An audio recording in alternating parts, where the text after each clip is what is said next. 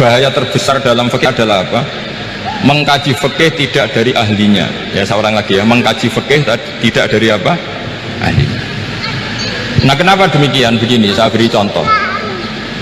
Ilmu fikih itu tentu pertama dari Rasulullah SAW, kemudian bersanad sampai kita atau kita sampai Rasulullah. Itu ngalami sekian ijtihad yang tidak mudah. Saya beri sekian contoh. Dulu Imam Syafi'i itu sukanya sama guru yang miskin, ya karena rata-rata santri juga miskin, jadi mesti ngidolakan guru yang miskin, karena sesama miskin harus berkoalisi.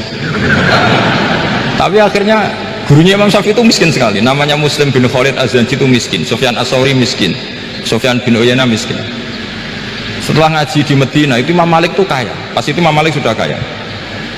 Setiap ketemu Imam Syafi'i dikasih uang, sampai ketika Imam Malik itu bilang, kamu sudah alim, ilmu saya sudah habis, kamu ngaji sama yang lain. Sama siapa?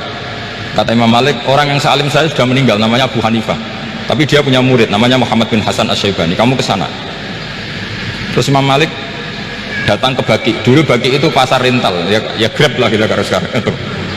Mengumumkan siapa kafilah yang mau ke Irak, kita ya Imam Malik, dibayari sama Imam Malik, ini yang antar ke Irak, ke Muhammad bin Hasan Asy-Syaibani. Imam Malik mulai ngeper, guru saya yang miskin tidak pernah nyangoni, guru-guru saya yang kaya sering nyangoni.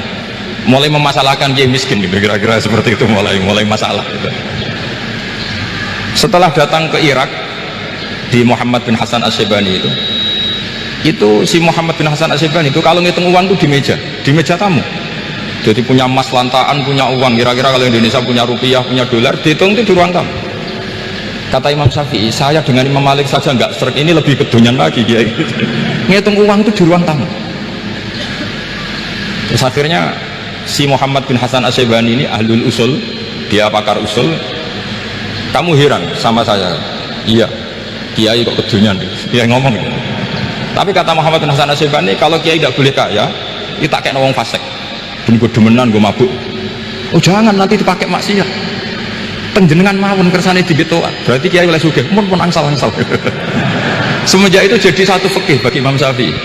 Ternyata kalau mengharamkan kiai sugih berarti membolehkan yang fasik sugih. Kalau yang fasik sugih bisa dipakai i'anah alal maksiyah.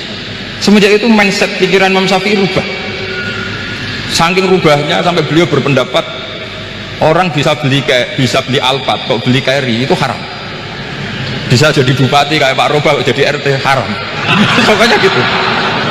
Bisa keren Kak Gus Bah kok jadi orang pendengar haram. Pokoknya haram terus.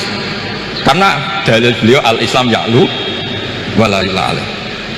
Coba sampean ridho misalnya jadi orang Gresik dipimpin orang yang nggak sholat, ridho ndak? Ndak. Atau sholat tapi nggak bisa ngaji, ridho ndak? Ketika yang bisa ngaji berpotensi jadi bupati, terus keterusan. Karena Imam Syafi'i keterusan, ya umatnya keterusan. Akhirnya orang-orang Syafi'i itu politikus rata-rata. Ya, makanya sama jangan kaget sama Mbak Rubah. Kakak saya wakil bupati itu, putranya Mbah Mun ada yang wakil apa? Gubernur. Dulu Gus Wahid ya menteri agama. Itu asal usul dari perubahan fikih, mindset, cara berpikir Imam siapa? Syafi'i. Jadi dulu itu fikih ditemukan itu jelimet, ada perdebatan. Itu tidak hanya pada level ulama, pada level Nabi pun ada perdebatan. Jadi jangan kira Nabi itu tidak debat, ya debat. Nabi itu asal seangkatan itu mesti debat, termasuk debat dengan malaikat. Jadi kalau perlu ya debat sama apa? Karena malaikat itu kan lugu-lugu itu gak iso mikir. Karena kalau malaikat iso mikir bisa jadi rektor. Nanti kasihan Pak Salam gitu. Malaikat gak boleh jadi rektor. Malaikat Israel itu nggak tahu etika. Jadi beliau ketika mau membunuh, mencabut nyawanya Ibrahim, datang, ya Ibrahim, saya ini disuruh nyabut nyawa kamu. Kata Ibrahim, wah kamu itu pasti salah. Kamu tahu saya siapa? Saya ini Khalilur Rahman, kekasih Allah.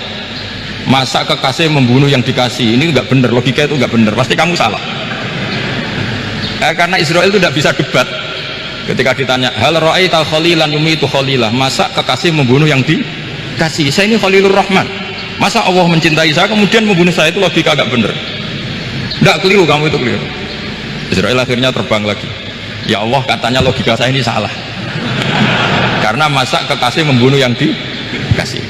Karena Israel nggak pernah sekolah, nggak pernah sekolah, nggak bisa dia jawab. Akhirnya diajarin Allah. Dah kamu bilang gini ke Ibrahim, hal ra'aita khalilan yakrahu ayyalqa khalilah. Masa kekasih tidak siap ketemu yang dikasih? Dibalik logikanya. Akhirnya datang lagi ke Israel, kata Allah begini, masa jenengan kekasihnya tidak siap ketemu yang kau kasih? Oh ya ya oke, mati gak apa-apa.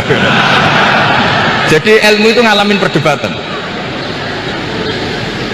Jadi saya datang murni karena Kiai Mas Bukin, bukan karena MC. Itu dosa besar kalau saya datang karena MC.